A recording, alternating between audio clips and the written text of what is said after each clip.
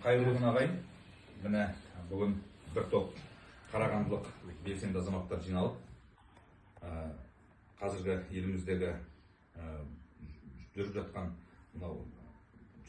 саясатқа, биліктің жүргізіп жатқан әлеуметтік басқа да реформаларына өзіміздің көңіліміздің толмайтынын білдіріп, өзіміздің ел ішіндегі белсенді азаматтары бір топ осы өзіміздің талап арыздарымызды айтып, билікке үндеуімізді жолдамақшымыз. Сол мақсатта жиналған болатынбызды. Сондықтан да өзіміздің талап арыздарымызды айтуға рұқсат етіңіздер. Бақытжан, біздің қоғам белсендісі Бақытжан, осы қазір талаппен таныстырып өтсін.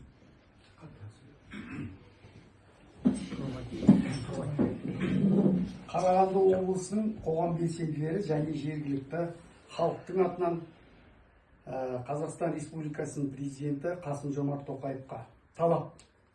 Бірінші, 1993 жылы қабылданған Қазақстан Республикасының Конституциясын қайтару. Екінші, тіркелуге ниет білдірген партиялар мен қозғалыстарды бөгетсіз тіркеу.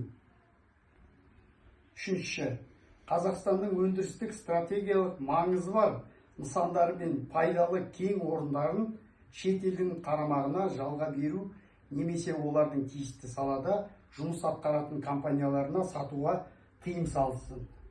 Бұған дейін бірлік қойған немесе сатылып кеткен өндірістік стратегиялық маңызы бар нысандар мен пайдалы кен орындарды мемлекетке қайтарылсын. Қазақстан Республикасының азаматтары мен шетел азаматтарының атына заңсыз рәсімделген қазба мен орындары мемлекет меншігіне қайтарылсын. Бесінші, Қазақстан Республикасы Евразиялық экономикалық одақтан, кедендік одақтан, Шанхай ынтымақтастық ұйымынан, ұлттық қауіпсіздік шарттық ұйымынан шықсын.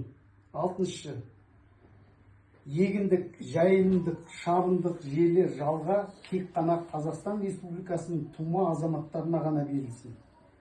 Жер шетел азаматтарының былай қойғанда Қазақстан Республикасының тума азаматтарына да сатылмасын. Қаңтар қырғында әділ баға беру мақсатында зерттеу комиссиясын қайтадан құрылып, комиссия құрамы халық арасынан шыққан беделді өкілдерден жасақталсын. Сегізінші,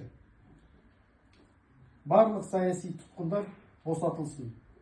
Осы талап мазмұны Қарағанды облысының қоғам белсенділері мен жергілікті халықтың жиналысында талқыланып бекітілді. Қарағанды қаласы 11 наурыз 25 жыл. Талап етеміз. Талап етеміз.